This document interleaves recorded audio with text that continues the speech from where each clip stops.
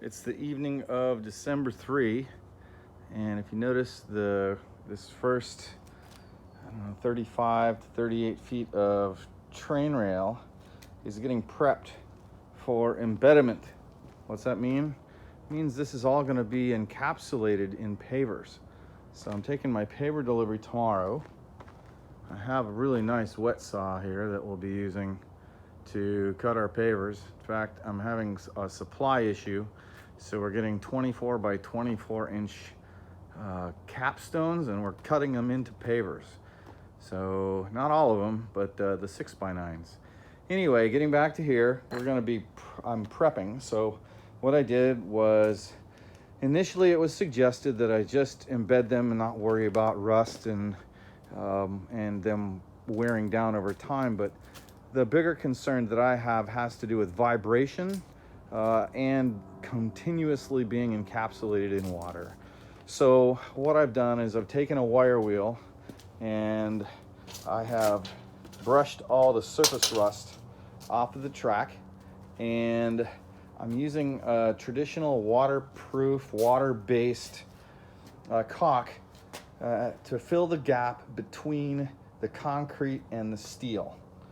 And at the same time, actually just before that, what I also did was I took out my Simpson Titan screws and put a lock washer on there, because I noticed that some of my bolts are actually a little bit loose now.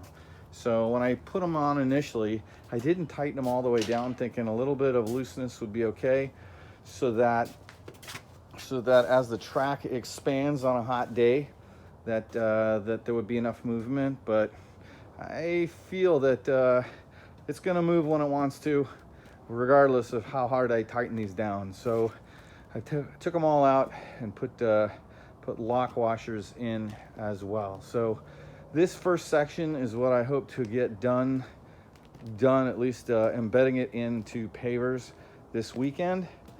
And so I guess this is just a little progress report to show us what this looks like before. Well, actually, tomorrow I guess we'll have a follow-up video. On top of this, I plan on putting I don't know what the word is, asphaltaceous asphalt. It's an asphalt type material that's water-based, that gives me a little bit of separation between the mortar that's going to go on right next to the rails. On the rail here's a drain, and I will cover this on probably another video, but effectively, since the rail is going to be the lowest down here, is going to be the lowest part of this walkway.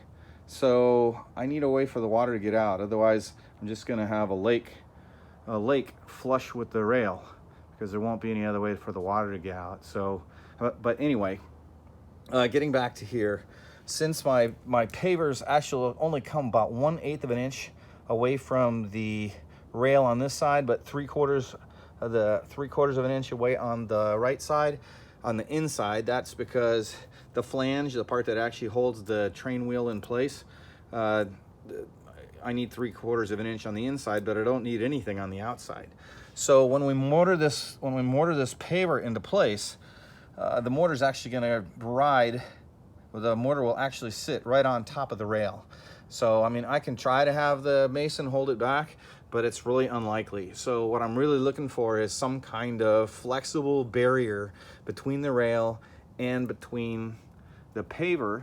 And I'm hoping that this asphalt material will also provide a little bit of waterproofing and enough rubberiness so that vibration doesn't end up popping pavers loose.